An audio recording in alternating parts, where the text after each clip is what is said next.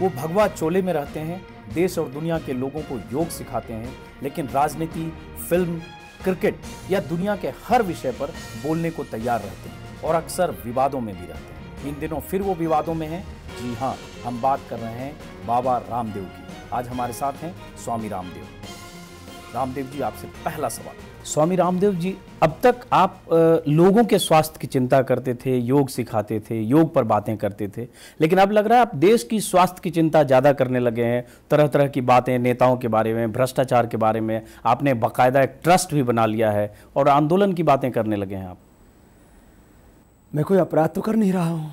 मैं मानता हूँ कि जो देश के बारे में नहीं सोचता, देश के लिए काम नहीं करता, देश के आम आदमी के दर्द से जो अपने आप को दरकिनार किए हुए हैं, वो लोग गुनहगार हैं या अपराधी हैं। सीधा सा प्रयोजन है भारत माने देश, स्व माने आत्मा और अभिमान माने गौरव।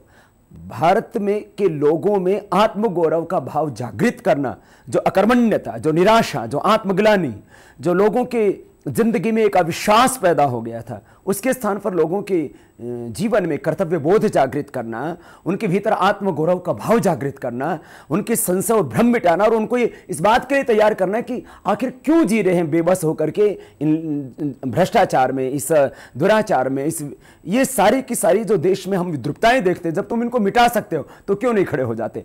तो योग से जब, लेकिन ये तो आंदोलन जैसी बात हो गई ना, तो योग गुरु आंदोलनकारी क्यों होता जा रहा है? तो क्या भोगी आंदोलनकारी होंगे? भोगी तो पहले से मरे हुए हैं, वो तो वैसे ही चरित्रहीन लोग हैं, कायर, कमजोर, बुज़दिल लोग हैं। तो आंदोलन वही खड़ा करेगा जो चरित्रवान है, आंदोलन वही खड़ा करेगा जिसकी आत्मा जागी हुई है। तो आंदोलन खड़ा ही योगी करता है। लेकिन इस आंदोलन में जो आपके साथ आएंगे या जिनको आप अपील कर रहे हैं या मास अपील कर रहे हैं, अखबारों में इश्तेहार दे रहे हैं, जो लोग हैं आपके हिसाब से फिर सब भोगी हैं, जनता भोगी है? मतलब जनता इस देश की योगी है, कुछ लोग भोगी हैं। देश को ज्यादा लोगों ने नहीं लूटा अजीत भाई, ज्यादा लोग इस देश के अंदर बेईमान नहीं है। 99% इस देश के लोग ईमानदारी से जीना चाहते हैं, ईमानदारी से जीते हैं। इस देश के 99% लोग मैं मानता हूं कि ईमानदार है, 1% लोग ही बेईमान है। आज शीर्ष बैंकों में भी पैसा जो है, जो जमा है, वो उन्हीं 1% लोगों का है। अब एक आदमी का पैसा पता लगा है कि हसन अली के पीछे से उसकी रहीमा जो है बीबी हो या काशीराम हो, एक व्यक्ति का 72,000 करोड़ रुपए वहां पर जमा है। तो आप ऐसे करीब 100 आदमी होंगे जिनका मुश्किल से 72,80,000 करोड़ का जो हमने एक आंकड़ा बताया, तो लोग कहते तो इतना पैसा हो ही नहीं सकता। अरे एक आदमी के जब 72,000 करोड़ रुपए हो सकते हैं, तो बाकी सबका बेईमानों का जोड़ा जाए, जो टॉप मोस्ट बेईमान है, तो इससे ज्यादा पैसे हो जाएंगे जितना हमने आंकड़ा बताया। अच्छा, आजकल जो आपका प्रिय विषय है ये भ्रष्टाचार और काला धन, उस पर हम बात करेंगे, लेकिन एक सवाल, आपकी परिभाषा में योगी और भोगी में क्या फर्क है? मैं समझना चाह रहा हूं, क्या बाबा रामदेव और उनके कुछ शिष्यों के अलावा भी लोग योगी हैं या बाकी पूरी दुनिया भोगी है? जिसका अपने शरीर पर, अपनी इंद्रियों पर, अपने मन पर नियंत्रण है वो योगी। जिसका अपने शरीर पर, अपनी इंद्रियों पर और मन पर नियंत्रण नहीं है वो भोगी। तो ये तो बहुत कम लोग होंगे, आप लोगों से ज्यादा मिलते जुलते हैं, हम लोगों की तुलना में ज्यादा संपर्क में रहते हैं। आपको लगता है फिर ये योगियों की तादाद 1% भी इस इतनी बड़ी आबादी में है? 1% क्या मैं बहुत बड़ा अनुपात बता रहा हूं, फिर तो सैकड़ों में होंगे। देखिए, जैसे कि मैंने कहा कि अव्वल दर्जे के भ्रष्ट और बेईमान चंद लोग हैं देश में, 100, 200, 500। ऐसे इस देश के अंदर अव्वल दर्जे के योगी 100, 200, 500 भी होंगे, तो वो इन बेईमानों को परास्त कर पाएंगे। तो ये उस अव्वल दर्जे में सबसे अव्वल क्या बाबा रामदेव है? ये लड़ाई सत्ताओं की नहीं है, सिंहासनों की नहीं है, ये लड़ाई एक विचार की है, ये लड़ाई एक चरित्र की है। यह लड़ाई, यह पूरा का पूरा आंदोलन, यह पूरा का पूरा जो विद्रोह है, ये सारा का सारा एक बात के लिए है। इस देश में सत्य बड़ा है, देश बड़ा है, या इस देश के अंदर पैसा बड़ा है, बेईमानी बड़ी है, बाहुबली बड़ा है, अपराधी बड़ा है। अच्छा, आप योग शिक्षा देते रहे हैं, योग गुरु हैं, आपकी पूरी दुनिया में आपका नाम है, आपके अनुयायी हैं, आपके शिष्य हैं, लेकिन ये अचानक राजनीति, सियासत, स्वाभिमान ट्रस्ट, स्वाभिमान आंदोलन और इतने आक्रामक तेवर दिखाते हुए हमला करना सिस्टम पर, नेताओं पर, ये योग से तो बाहर की बातें हुई ना। आप अजीत भाई एक बात ही बताइए, मैंने कौन सी बात, एक भी बात गलत कही? यदि मैं गलत नहीं हूं तो फिर मुझे यदि कोई कटघरे में खड़े करने की कोशिश करता है, ये तो मुझे मंजूर नहीं है।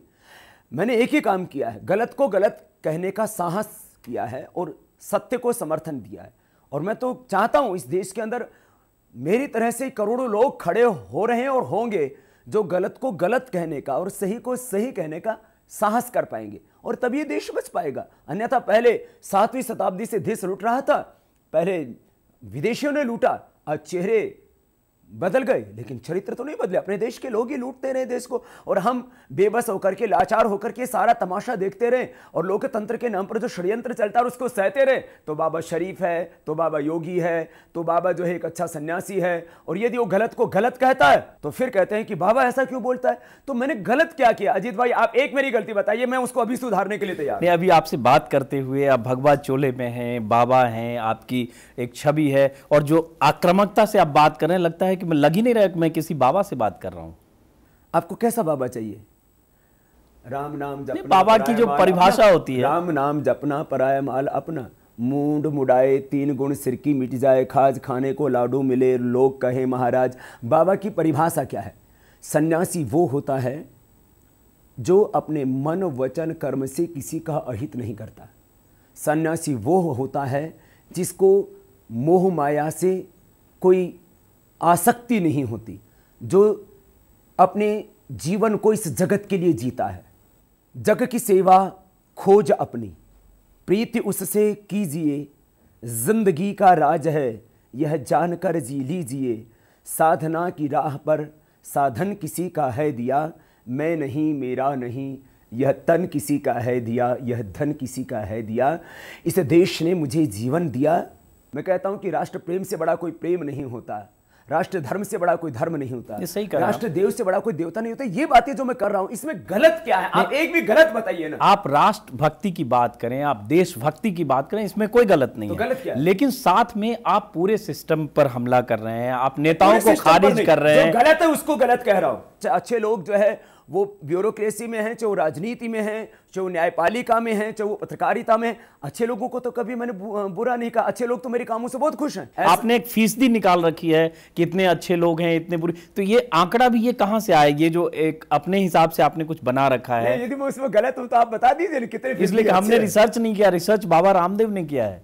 ऐसा है, मूल्यांकन करना शायद बाबा से ज़्यादा अच्छा पत्रकार लोग जानते हैं।